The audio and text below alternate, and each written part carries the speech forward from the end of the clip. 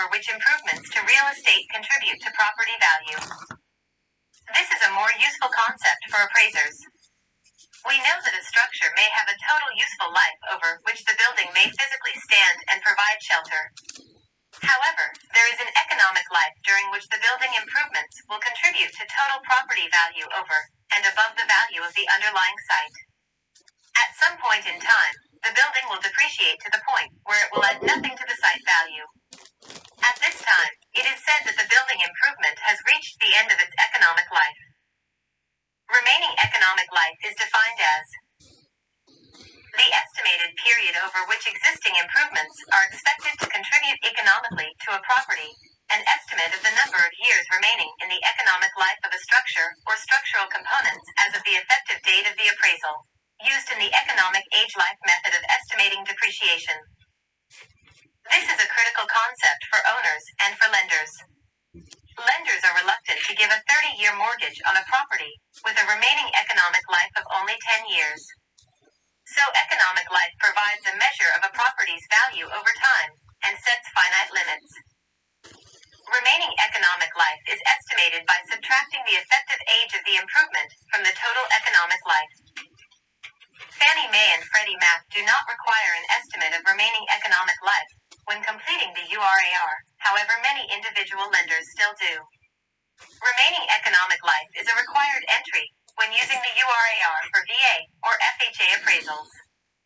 It is found on the bottom of the cost approach section. Click here for a handout addressing the different types of building life. End of page. Chapter start. 49%. 49%. Residential sales comparison and income approaches. Help. Documents. Email instructor. CH8 physical characteristics adjustments. PG28 calculations. Notes print. Leave a comment. Calculations. There is a method that can be used to estimate the economic life for the subject, and also provide a supported adjustment amount to be made for differences in age between the subject property and comparable sales. This is the market extraction method, and it is typically used to extract depreciation for use in the cost approach.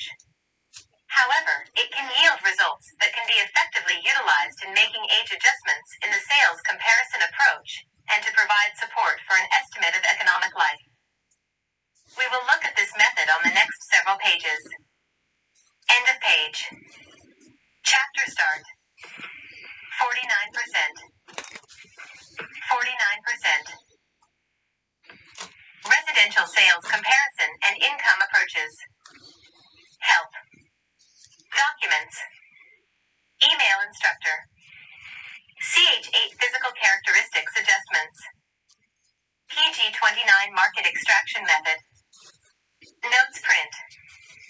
Leave a comment. Market extraction method. Market extraction relies on the availability of reliable sales data.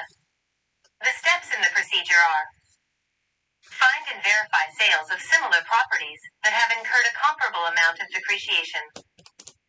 Make appropriate adjustments such as financing and conditions of sale. Subtract the value of the land to obtain the depreciated value of the improvements. Estimate the replacement or reproduction cost of the improvements for each comparable. Subtract the depreciated cost of each improvement from the cost new to arrive at total dollars of depreciation. Convert the dollar estimates of depreciation into percentages by dividing each estimate of total depreciation by the cost. Divide the total depreciation by the actual or effective age to derive an average annual rate of depreciation. This can be used to estimate the total economic life. While that seems like a lot of work, it sure sounds complicated, but if we work our way through an example, it will become clear. Look at the next page, please. End of page. Chapter start. 49%.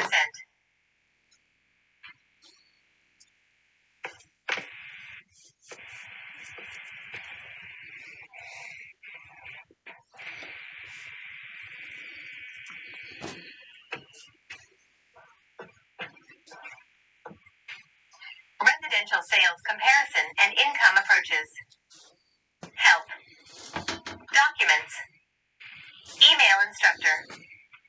CH8 physical characteristics adjustments. PG30 market extraction method.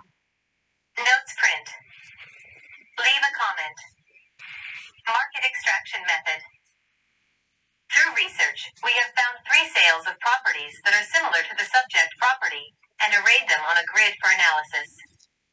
Please print this so you can follow along on the next few pages. Sale 1. Sale 2. Sale 3. 1. Sale price. $495,000. $340,000. 2.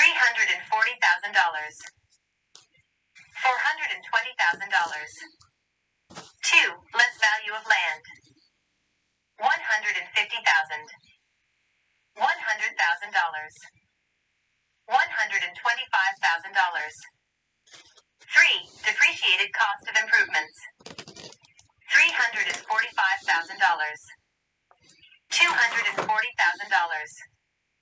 $295,000. 4. Cost new of improvements.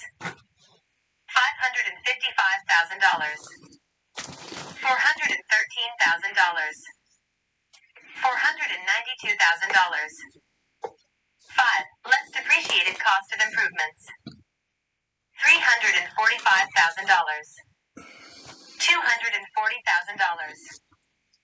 $95,000. 6. Lump sum dollar depreciation. $210,000. $173,000. $197,000. 7. Lump sum percentage depreciation. 37.84%. 41.89%.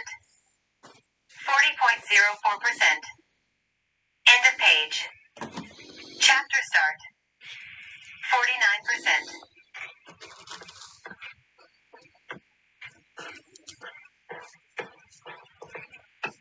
Residential sales comparison and income approaches. Help. Documents. Email instructor. CH8 physical characteristics adjustments. PG31 market extraction method. Notes print. Leave a comment. Market extraction method. Let's take this example line by line. Line 1 merely lists the sales prices of 3 comparable sales. They most likely are the same 3 sales you are using in the sales comparison approach, although you may choose to employ other sales.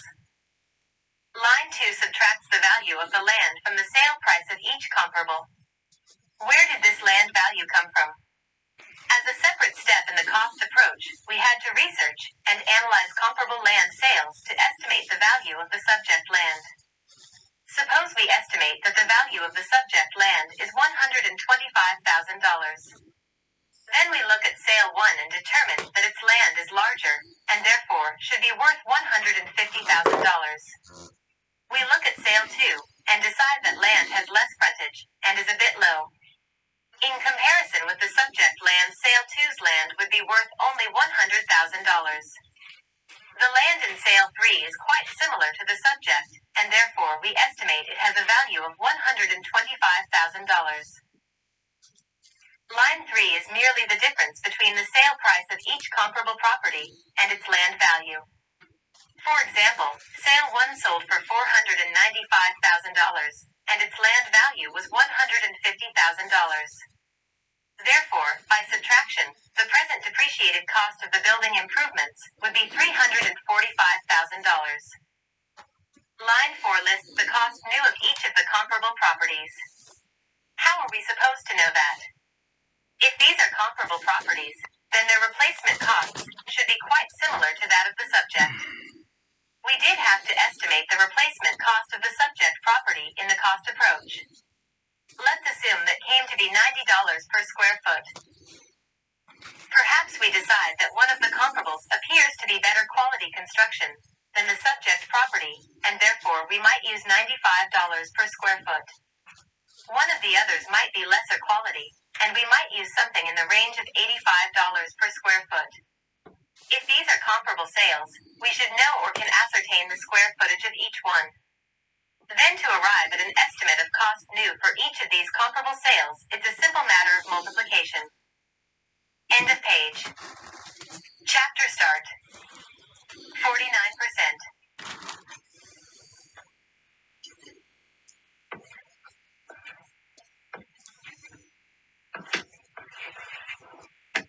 Residential sales comparison and income approaches. Help. Documents. Email instructor. CH8 physical characteristics adjustments. PG32 market extraction method. Notes print. Leave a comment. Market extraction method. Line 5 merely brings down the totals from line 3 to effect a simple subtraction. For example, in sale 2 we calculated the depreciated cost of the improvements to be $240,000. Now we are going to subtract that $240,000 from its cost new of $413,000. Line 6 is the result of the subtraction of the numbers in line 5 from line 4 for each comparable sale. For example again, it appears that sale 3 has exhibited a total depreciation of $197,000. This is a lump sum that has been extracted from the market. The last line then converts, in each case, the dollar amount of depreciation for each comparable sale into a percentage of depreciation. This percentage is based on its original cost new. For example, sale 1 for $210,000 from its cost new of $555,000. $210,000 divided by $555,000 equals 37.84% of its original cost. That is the total depreciation, from all sources, attributable to this improvement. End of page. Chapter start. 49%.